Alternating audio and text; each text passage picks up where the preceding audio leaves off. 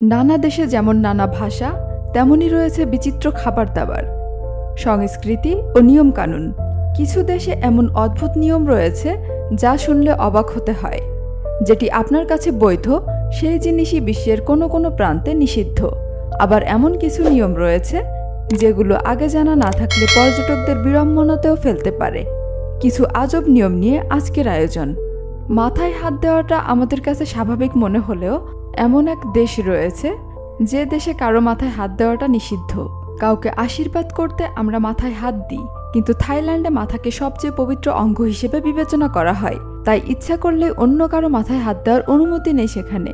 ভিন্ন এক আজব রীতি, ওজন বাড়াটা অপরাধ। মেটাবো ল অনুযায়ী জাপানে ওজন বৃদ্ধিতে বিধিনিষেধ আছে। এখানে 40 বছর পার হওয়া নারীদের কোমর 32 থেকে 36 ইঞ্চির মধ্যে থাকতে হবে। এছাড়া এসব নারী 60 কেজির ওপরে ওজন বাড়াতে পারবেন না। সারা পৃথিবীতে চুইংগাম জনপ্রিয় হওয়া সত্ত্বেও সিঙ্গাপুরে এই জিনিসটি নিয়ে নিষেধাজ্ঞা আছে। এমনকি যে কোনো ধরনের গামই সিঙ্গাপুরে আনা এবং বিক্রি করা নিষিদ্ধ।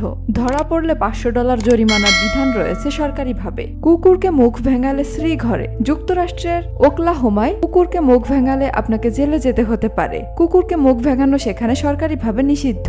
এমন এক দেশ রয়েছে দেরি করাই তাদের ঐতিহ্য।